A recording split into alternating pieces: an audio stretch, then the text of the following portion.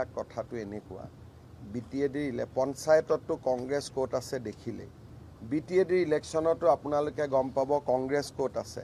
কংগ্ৰেছৰ বিষয়ে প্ৰশ্ন সোধা আৰু কণ্ঠ শক্তিৰ অলপ ক্ষতি কৰা একে কথা পাৰ্টিটো লাইনতটো থাকিব লাগিব যে এই লিষ্টত আছে তে BTADতে কংগ্ৰেছৰ পজিশন কিমান 8-9 নম্বৰত আপোনালোকে নিজেও জানে গতিকে কংগ্ৰেছক কোনেও ভাল নাপায় আৰু কংগ্ৰেছৰ ৰাজনীতিটোৱে গণ্ডগোলীয়া ৰাজনীতি কালি আহি কৈছে যে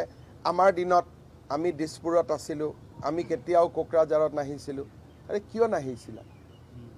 মুখ্যমন্ত্ৰীজন আহিলেহে উন্নতি হ'লেতেন মুখ্যমন্ত্ৰীজন আহাৰ কাৰণেহে আজি মছলপুৰৰ পৰা বৰমা ফটাফট ৰাস্তাত আহিব কলো যদি মুখ্যমন্ত্ৰী নাহিলেতেন ইমান ধুনীয়া ৰাস্তা ক'ৰ পৰা হ'লেতেন আজি মুখ্যমন্ত্ৰী আহে কাৰণেহে পাগলা দিয়াৰ ওপৰত দুখন দলং হ'ল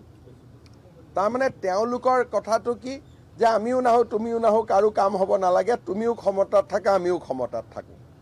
তো তেওঁলোকৰ গোটেই ৰাজনীতিটো ক্ষমতাৰ ৰাজনীতি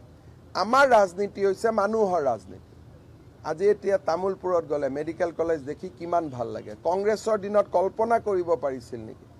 পাগলা দিয়াৰ ওপৰত দুখন দলং কংগ্ৰেছৰ দিনত কল্পনা কৰিব পাৰিছিল নেকি বাক্সা জিলাত 4টা 5টা অসমমালা ৰাস্তা কংগ্ৰেছৰ দিনত কল্পনা কৰিব পাৰিছিল নেকি গতিকে কংগ্ৰেছ বাদ দিলে বাকি একো প্ৰবলেম নাই স্যাৰ সাংবাদিকৰ